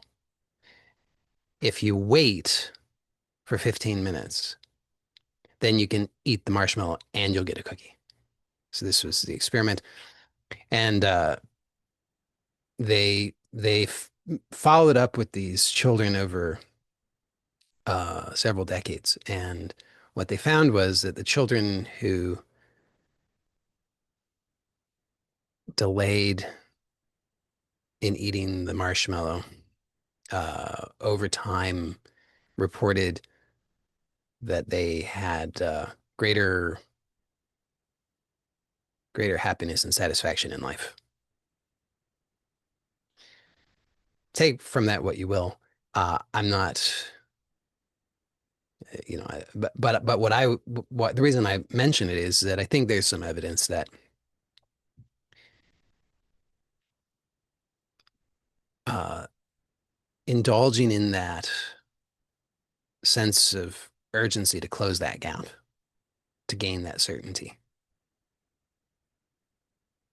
actually causes us a lot more problems in life. Whereas the willingness to remain in that uncertainty, not closing things down, offers us a lot of rewards.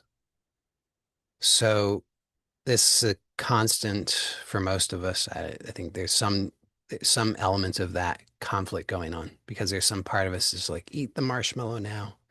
And there's another part that's like, yeah, but if I don't eat the marshmallow, I might get a cookie. So, so it's like there's that part of us that's just like, you know, just just get the approval. Just get the approval from the people. Because then we'll feel like, we'll have that. That will be, then we won't have so much discomfort. Just do it. Just get the approval. Do the thing. Get the approval.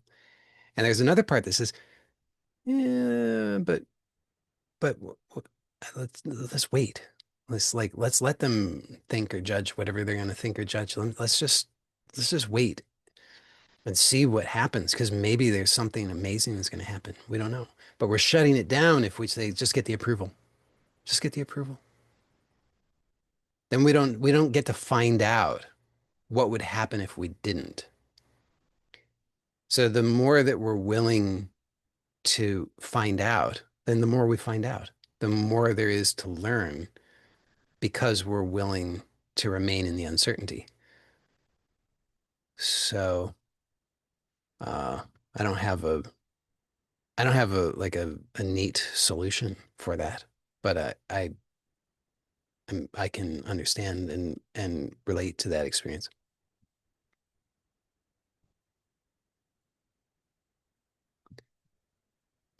Somebody says, if I have a feeling I've labeled sadness, but on investigation I realize it's a physical feeling around the eyes that feels like crying, what do I do then if despite this new knowledge, the physical feeling keeps coming up and no matter what I do, I just can't stop not liking it? Ah, yeah, that's a great question. Uh, I mean, I don't know the answer to that question because I think that that depends on, I mean, that's a very uh, individualized, personal experience based on your specific conditioning. So other people there might be other people who say, "Oh, I experienced that too." No, nobody experiences that too. Only you experience that. Somebody else might experience something else that they would describe in a similar way, but the exact configuration is going to be unique. So I can't tell you, uh, do X, Y, and Z, and then you're going to have a certain outcome. What I can say with a high degree of certainty, though, is that if you uh, are unhappy with the outcome or the experience, then there's still more for you to discover there. So, uh, my recommendation would be just continue to investigate that. So, I mean, it sounds like a great start that you labeled it sadness, but when you investigate, you realize, okay, there's a physical feeling around the eyes that feels like crying. There's still a story there. Um, could be a reasonably accurate or useful description, or it might not be. Uh, I'm only pointing out that it's a story because there's more room and opportunity to investigate. So it's like, okay, interesting. I have this story that this feeling feels like crying. Maybe it is. Maybe it's not. I don't know. Let me just investigate it. Let me be curious and open to it. And then who knows what you're going to discover? Maybe you start bawling. I don't know. Or maybe you don't. I don't know. And there's not a right or wrong answer. There's just the possibility of you discovering the depths of what's there. And because I've had enough experience with this, I have a high degree of certainty also that that investigation will be useful for you in terms of discovering more options. Uh, that's what I can say about it.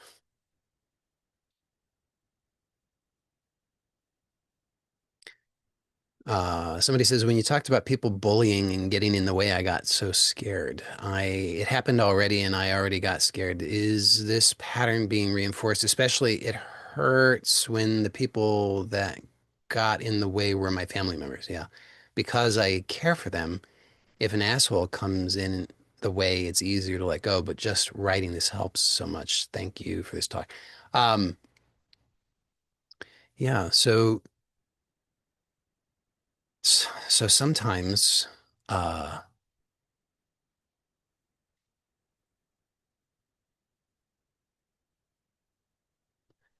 so, I mean, sometimes in life that happens. People will for whatever their reasons, gonna behave in certain ways. They're gonna try to put certain pressures, demands, might even create ultimatums. They might threaten all kinds of things. And I mean, think about human tales of human history. There's a lot of unpleasantness that's reported. So we know it can get ugly, and that possibility exists. So it's just a matter of how what's important to you. I don't have the right answer for you in that regard, um, because I don't think there is a right answer. Only each of us is responsible for figuring those things out for ourselves moment to moment. But I think it can be useful just to recognize that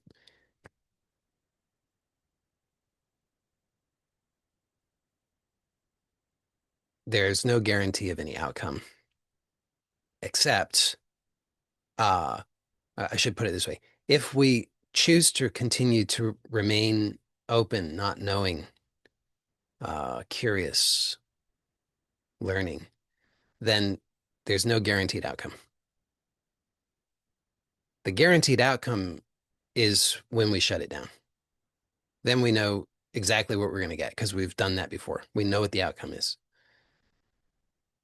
And so if you're satisfied or willing to accept that outcome, do the same thing that you've done before. And that's okay because to some degree, we're all going to do that. Uh, I'm doing that. I'm not saying that I'm beyond that or above that. Uh, like I get dressed to show up to these meetings. So I'm still playing a game of conforming in certain ways. So, just keep that in mind. We're all playing that game to a certain extent. It's just a matter of, are you sufficiently unhappy with a certain outcome? And if you are, if it's painful enough, then it's worth investigating. Uh, might it actually be worthwhile to be willing to uh, allow for whatever discomforts might occur from remaining open, even if other people threaten violence, even if other people enact violence? Again, I don't know what the right answer is. I don't think there is one right answer, but it's just something that there's a uh, an edge there to continue to explore.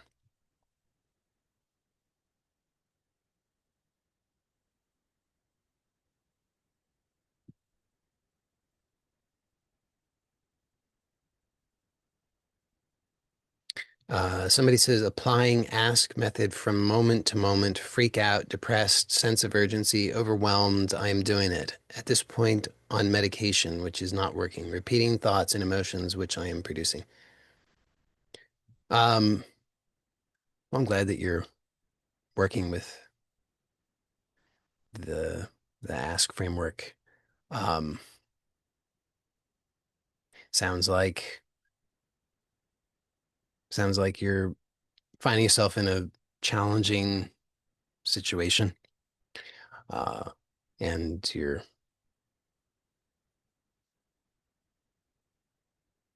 working with the knowledge which is available to you in the best way that you can. So glad to hear that you're working with that. Um, if there are other things that if you along the way, if you have questions or things that you want to run by me to you know, doubts or questions, feel free to do so. Somebody says, how do you define being 100% responsible for your life? Uh, Great question. So, uh,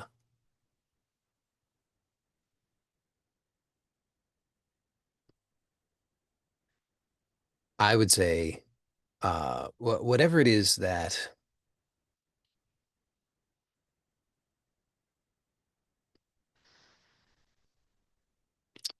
you could say something about, whatever, if there's an experience that you could say something about, um, then it's already in the past.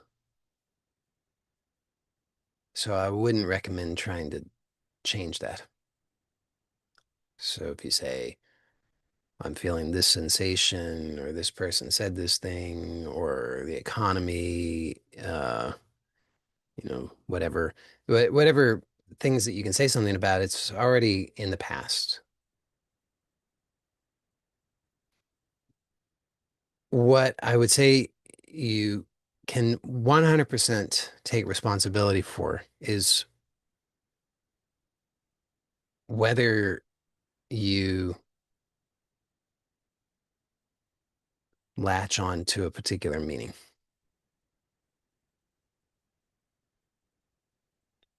And I would say that's the if you just were to take responsibility for that, that in and of itself would be uh, life altering. Just to notice, I don't, I'm not obligated to latch on to any meaning. I'm always free to just remain open.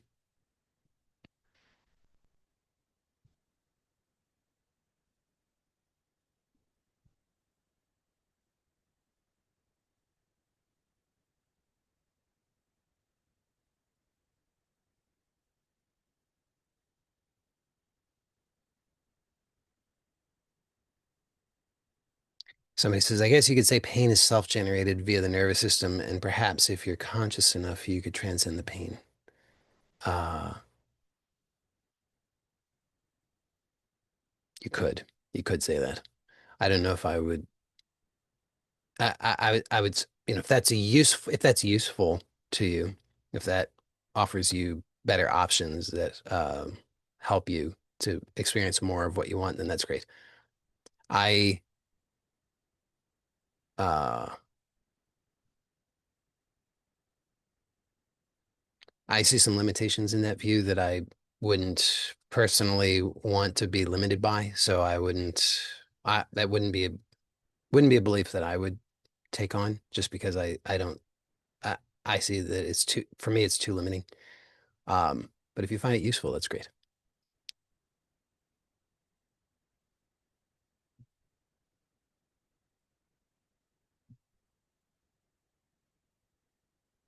Somebody says, how do you go about finding out how or if you can achieve something?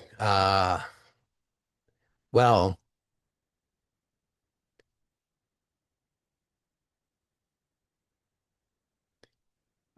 given the so if you can imagine it and you desire it enough to sustain attention on it long enough, then it's definitely possible. I mean, people imagine that there are these hard limits on what's possible, and people have been imagining that for a long time, and only then to later be proven wrong about the limitations that they believed in. So it's the same mistake that people repeat over and over and over. They think, well, now we know better, but now we know what the real hard limits are. It's like, okay, of course, back then when people were living in the dark ages, they didn't know better, and that's why they believed in those limitations. But now that we've basically humanity's figured out pretty much everything, we know about the real limitations, and those are hard limitations that can never be cross, but it's nonsense. There's no actual upper limit. There's no hard limitation that can be proven. They can only be believed in. So, as long as you want something enough and you are willing to sustain attention on it, as long as it takes, then you can achieve it. That would be the correct answer. Uh, Somebody says, if you know the how and you did the how, but your how did not produce the result, would you work on changing the how as the how not yielding results is tired and redundancy kicks in? Yeah, definitely. Yeah, we have you can't know really until you've already done it. You just have a best guess, and that best guess will uh, change and adapt to the iterations. That's why I was saying earlier about uh it's not you don't just have if you want an outcome it's not enough just to have a theory. You have to be willing to take action. And and there's this idea of fail often and fail early, fail often. You want to take small actions. So you have an idea, okay, this is my way, this is the how. Test it out in a small way so that if you fail, because chances are you will, um, that failure will not be this catastrophic sort of thing. It will be a small thing, and then you can learn from that. And so you continue in that way. Uh, so yeah, I mean, as long as you want something and you're willing to sustain attention on it, then you can achieve it. And the how is only known fully once you've achieved it, because then you just look back on it and you're like, well, this is how I got there. Until then you're guessing, but you need to have some guess, because you need to have some direction. If you think about it, in any moment you have the possibility of moving in any direction. So that's in potential. In potential, you have everything is possible, uh, but in practice, you can't move in all directions at the same time. You can only move in one direction. So it's necessary to have an intention to move in a direction.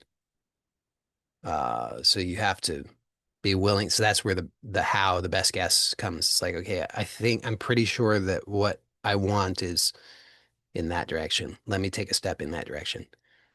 And you take a step in that, just a single step in that direction, and then you get feedback on that. It's like, does this seem to have gotten me closer to the outcome that I want? If so, useful information. If not, let me reevaluate and then come up with the next best guess.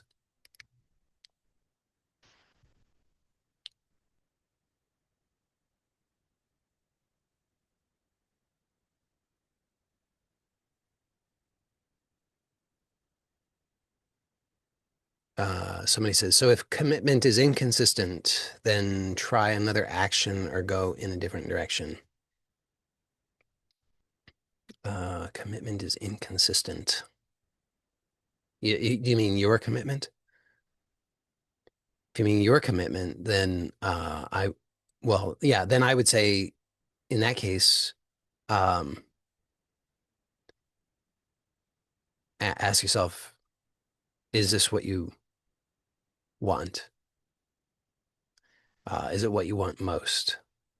And if it is, then you want to investigate what. So if you want it, uh, then it's a matter of, and you're having this, what you're describing as inconsistent commitment, then it would be because you either don't know how, uh, or you don't think it's possible for you, or you imagine that it will be too difficult or uncomfortable for you to justify doing it. So then I would say, in that case, investigate. So one really simple way to do this is imagine the outcome that you want, and then notice what thoughts come up and write them down. And a lot of those thoughts will be a lot of those thoughts will be limiting beliefs. I can't, it's too hard for this reason, the other reason, whatever. So that will help you to identify what are those beliefs that are interfering with you having consistent commitment. Because again, if there's something that you want enough, if you really want it and you know how, and you know that you can, and you know that it's going to be easy and enjoyable enough, then you'll just do it. There's not, I mean, nothing's going to prevent you in that case. So if you're not experiencing that, if you're experiencing what you call inconsistent commitment, then assuming you do want it, which again, that would be the starting point, just get clear, is that really what you want? Um, but as long as you do, then taking, getting, finding out through the exploration that I just described, just imagine the outcome and then notice what thoughts come up, write them down. And some of those will be uh, limiting beliefs. So then you can investigate those. Are those really true? And that's my best recommendation for a simple uh, way to get started on that. I think there was one more thing in here.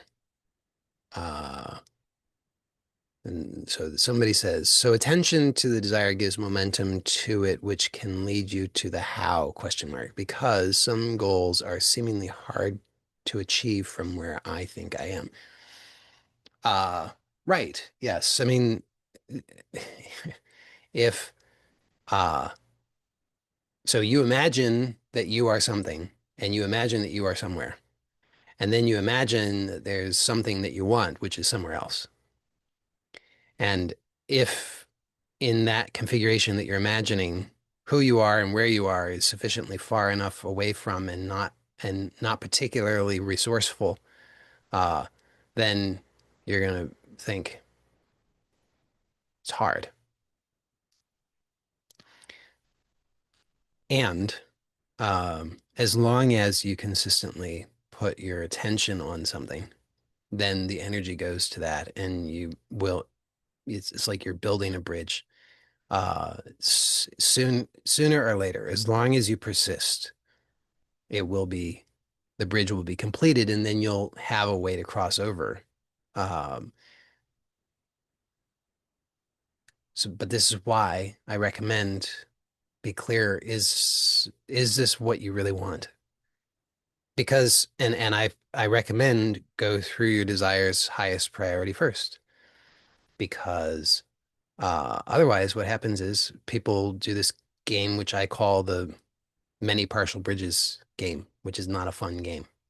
It's the game, because keep in mind that a bridge serves a function. A bridge spans a gap with the function of allowing people to cross over that gap. A partial bridge does not does not serve that function. Therefore, it is useless. So, a partial bridge is a useless bridge.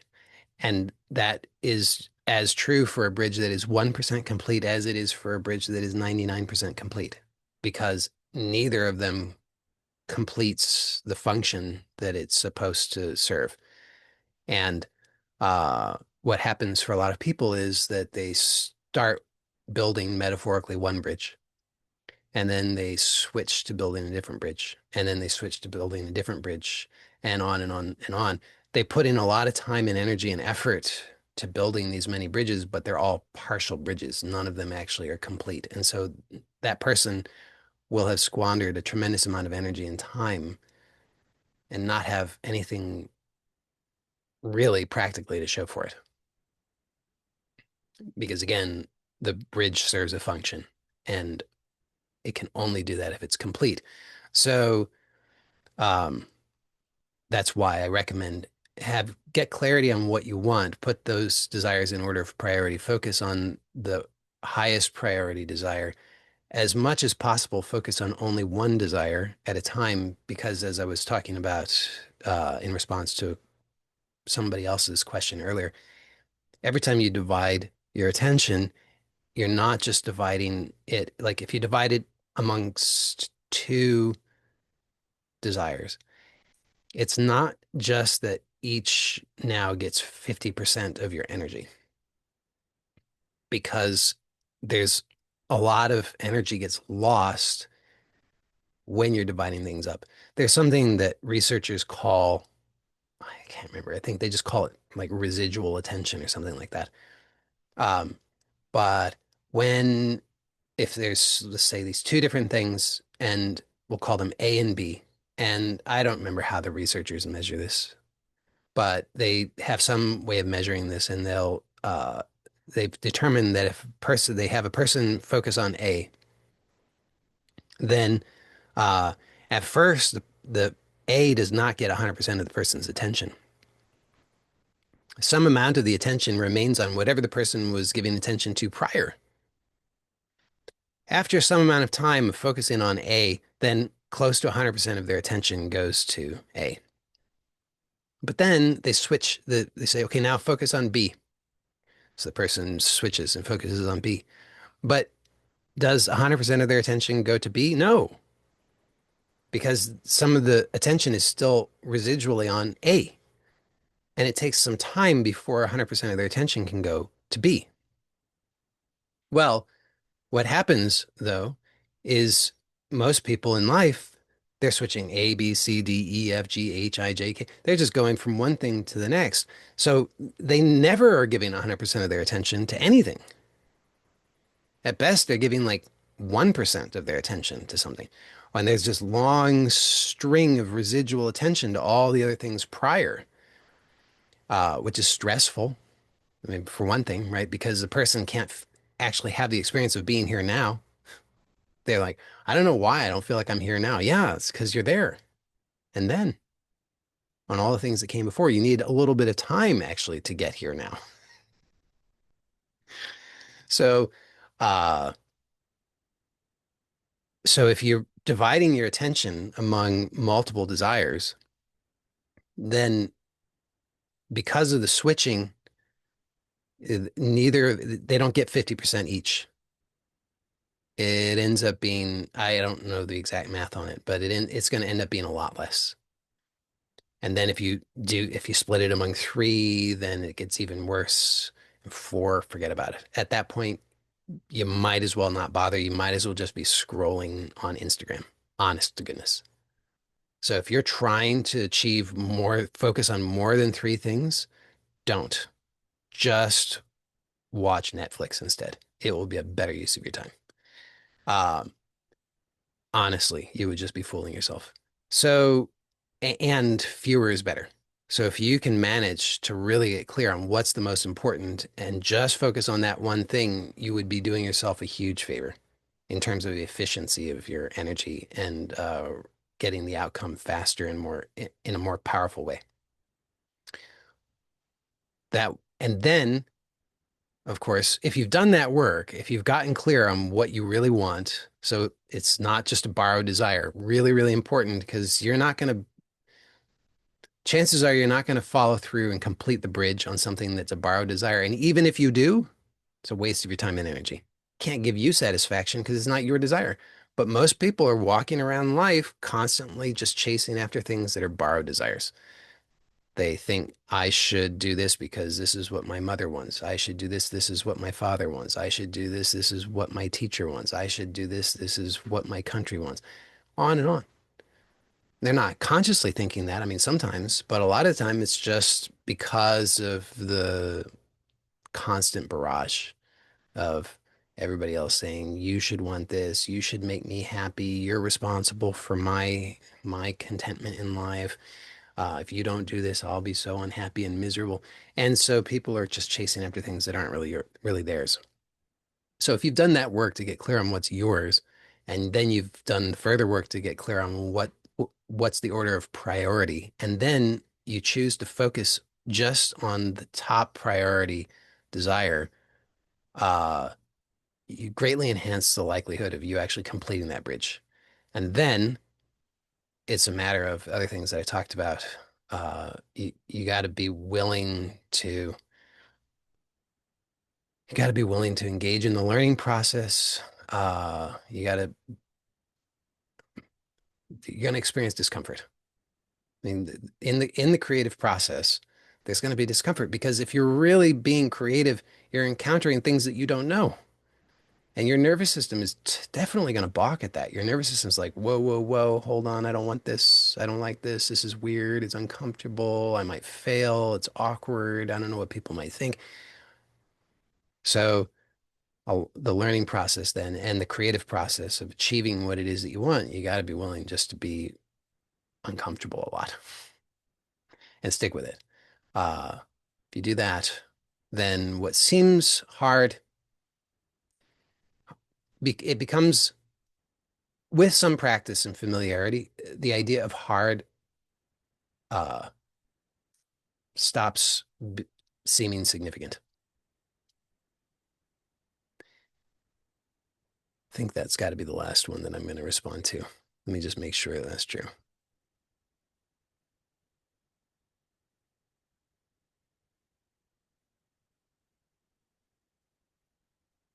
Okay, that's going to be it for today. Thank you to you all. Blessings to you. Take care. Bye for now.